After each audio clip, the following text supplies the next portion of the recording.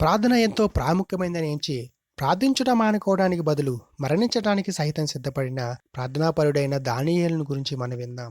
దానియేలు దర్యావేషరాజు కొలువులో ఉన్నప్పుడు అప్పటికే అతడు బహువృద్ధుడై ఉన్నాడు. దర్యావేషరాజు గొప్పదైన తన రాజ్యాన్ని 120 రాష్ట్రాలుగా విభజించి వాటిని పరిపాలించటానికి అధిపతులను నియమించాడు. వారిపైన ముగ్గురిని ప్రధానులుగా నియమించాడు. వారిలో దానియేలు ఒకడు. రాజు ఆ అధిపతులందరికంటే అధికంగా దానియేలునే నమ్మాడు. ఎందుకంటే దానియేలు వారందరిలో అధిక జ్ఞానం గలవాడని రాజు గ్రహించాడు. అందువలన అతన్ని తన ప్రభుత్వానికి ప్రధానమంత్రిగా నియమించాలని నిర్ణయించుకున్నాడు. ఈ నిర్ణయం ఇతర అధిపతులకు నచ్చలేదు. వారు దానియేలును ద్వేషించడం ప్రారంభించారు. కాబట్టి దానియేలు సహాధిపతులు అతన్ని ఎలాగైనా చిక్కుల్లో పడవేయాలని యోచించారు. అయితే వారెంతగా ప్రయత్నిస్తున్నప్పటికీ అతనిలో గాని అతని పనిలో గాని ఏ దోషము వారు కనుగొనలేకపోయారు. దానియేలు తన దేవునికి రోజును ముమ్మారు ప్రార్థిస్తున్నాడన్న సంగతి అందరికీ తెలిసిందే. అందువలన వారు రాజు వద్దకు వెళ్ళి, ఓ రాజా, ప్రధానులు, అధిపతులు, మంత్రులు అగు మేమందరము కూడి రాజు ఒక ఖండితమైన చట్టము చేయవలనని అంగీకరించాము. దాని ప్రకారం రాగల 30 దినముల వరకు ఎవడైనను నిన్ను తప్ప మరి ఏ దేవతనైనను మనుషునినైనను ప్రార్థించిన ఎడల వాడు సింహముల గుహలో వేయబడవలెను అని యుక్తిగా చెప్పారు. తన ప్రధానమంత్రి అయిన దానియేలుపై తన పరిపాలకులు కుట్ర పన్నుతున్నారని రాజైన దర్యావేషుకు ఏమాత్రము తెలియదు కాబట్టి అతడు ఆ చట్టంపై సంతకం చేశాడు. మరి అది వెంటనే పర్షియా రాజ్యమంతటా ప్రకటించబడింది. దానియేలు శత్రువులు ఎంతో సంతోషంతో ఉన్నారు. ఇప్పుడు దానియేలు వలలో చిక్కాడని నమ్మకంగా ఉన్నారు. అతడు ఏమి చేయబోతున్నాడో చూద్దామని వారు వడిగా అతని ఇంటికి వెళ్లారు. దానియేలుకు రాజు జారీ చేసిన కొత్త చట్టం గురించి నిశ్చయంగా తెలుసు. అయినప్పటికీ అతడు ఇదివరకు ఎలా చేసేవాడో కేవలం అలాగే రోజుకు ముమ్మారు మానక ప్రార్థిస్తూ ఉన్నాడు. కనీసం అతడు ఆ పని రహస్యంగా చేయడానికి కూడా ప్రయత్నించలేదు.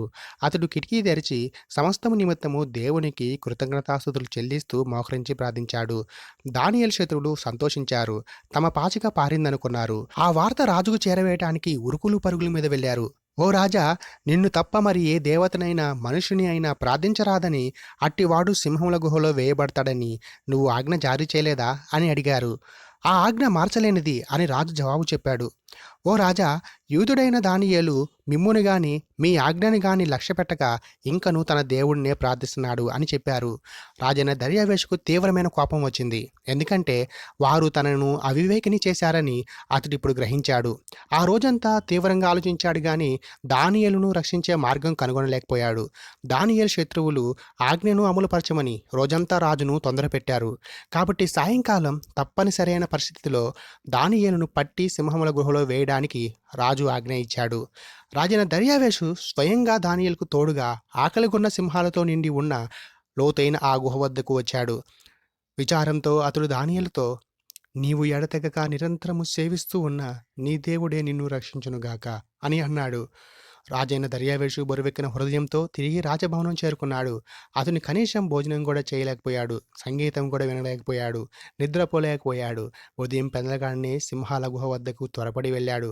గాద్గద స్వరంతో పిలిచాడు, దానియేలు, జీవము గల దేవుని సేవకుడా, సింహాల నుండి నీ దేవుడు నిన్ను రక్షించగలిగాడా?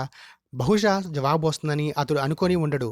అయితే అతన్ని ఆశ్చర్యపరుస్తూ గుహలో నుండి దానియేలు స్వరం వినపడింది. ఓ రాజా, చిరకాలము జీవించుదుగాక. సింహాల నోలు మూయటానికి దేవుడు తన దూతను పంపాడు. అవి నాకు హాని చేయలేదు, ఎందుకంటే నేను నిరపరాధిని అని చెప్పాడు. రాజు దర్యావేషు ఎంతో సంతోషించాడు. అతడు వెంటనే దానియేలును గుహలో నుండి బయటికి తీయమని మరియు దానియేలుపై అబద్ధపు ఆరోపణలు చేసిన ఆ మనుషులను తెచ్చి సింహముల గుహలో పడవేయమని ఆజ్ఞాపించాడు. కాబట్టి దానియేలును పైకి తీశారు. అతని శరీరంపై ఏ గాయము లేదు, ఎందుకంటే అతడు తన దేవుని యందు నమ్మిక ఉంచాడు గనుక. రాజైన దర్యావేషు ఒక నూతన ఆజ్ఞ జారీ చేశాడు. నా రాజ్యమందలి ప్రతి ప్రాంతమందుండు ప్రజలు తప్పక దానియేలు దేవునికి భయపడి ఆయన ఎడల భయభక్తులు కలిగి ఉండాలి. ఎందుకంటే ఆయనే జీవము గల దేవుడు, శాశ్వత కాలముండువాడు. ఆయన విడిపించువాడు, రక్షించువాడు. ఆయన ఆకాశమందును భూమి మీదను సూచక క్రియలను అద్భుతములను చేయవాడు. ఆయన సింహముల బారి నుండి దానియేలును రక్షించినవాడు అను ఈ ఆజ్ఞ రాజ్యమంతటా ప్రకటించబడింది. నీవే దానియేలు అయితే ఏం చేసేవాడివి? బహుశా మనలో చాలామంది రహస్యంగా ప్రార్థన చేసి ఉండేవాళ్ళం, లేదా మనసులోనే ప్రార్థించి ఉండేవాళ్ళం. వాస్తవమే. దేవుడు మన రహస్య ప్రార్థనలు కూడా వింటాడు. అయితే జీవము గల దేవుణ్ణి ఆరాధించకుండా ఏ ఆజ్ఞ, ఏ చట్టము ఆపలేదని దానియేలు ప్రదర్శించి చూపగొరాడు. ప్రమాదమే అయినప్పటికీ అతడు ప్రార్థిస్తూనే ఉన్నాడు. ఎందుకంటే అతనికి ప్రార్థన అంత ముఖ్యమైంది. అతని ధైర్యము, స్థిర నిర్ణయములను బట్టి ప్రజలందరూ జీవము గల దేవుడున్నాడని తెలుసుకున్నారు. దానియేలు చేసినట్టు మీలో ఎంతమంది ప్రతిదినము ప్రార్థన చేస్తారు? ప్రార్థన చేయటం శ్వాసించటం వంటిది. నువ్వు శ్వాసించటం ఆపేస్తే ఏం జరుగుతుంది? ఒక విశ్వాసి ప్రార్థించటం ఆపేస్తే అతడు లేదా ఆమె బలహీనులవుతారు. నీవు ప్రార్థించినప్పుడు సాతాను పరీక్షలను జయించడానికి నూతన శక్తి పొందుతావు. మరియు నువ్వు యేసునందు విశ్వాసముంచానని ఇతరులకు సాక్ష్యమివ్వడానికి నీకు ధైర్యం కలుగుతుంది.